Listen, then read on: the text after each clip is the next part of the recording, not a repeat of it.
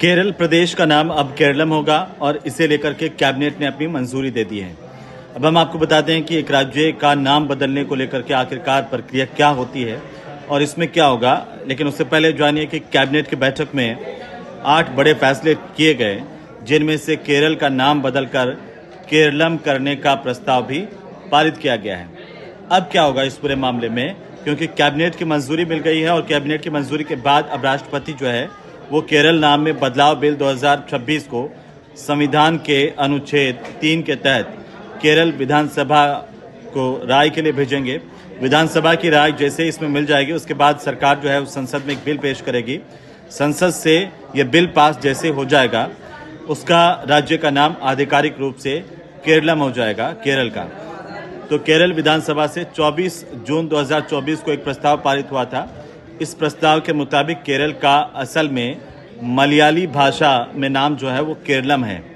हिंदी और दूसरी भाषाओं में इसे केरल कहा जाता है। नाम बदलने का उद्देश्य जो है वो केरल की पहचान, राज्य की अपनी भाषा, संस्कृति और विकास का बढ़ावा देने की बात कही गई है। और इसके ऊपर अब हालांकि कांग्रेस के जो सांसद हैं शशि थरूर, उन्होंने एक्स पर सवाल उठाए हैं। उन्होंने कहा कि नाम बदलना ठीक है, लेकिन अंग्रेजी बोलने वालों के लिए एक छोटा सा भाषाई सवाल है। उन्होंने पूछा कि केरलाइट और केरलन शब्दों का क्या होगा। उन्होंने मजाकिया अंदाज में ये बात कही है कि केरलमाइट किसी सूक्ष्म जीव जैसा लगता है और केरलमियन किसी खनिज जैसा। उन्होंने मुख्यमंत्री कार्यालय को टैग करते हुए सुझाव दिया कि नए शब्द के लिए एक प्रतियोगिता करवाई जा सकती है। लेकिन आपको बता दें कि पहले 2 राज्यों का नाम बदला गया था, जिसमें उत्तरांचल जो है वो उत्तराखंड बना 2007 में। केंद्र सरकार ने उत्तरांचल का नाम उत्तराखंड करने के लिए एक बिल पारित किया बाकायदा, और इस पर तत्कालीन जो राष्ट्रपति थे APJ अब्दुल कलाम, उनके हस्ताक्षर होते ही राज्य का नाम बदल गया था। ओडिशा बना 2010 में।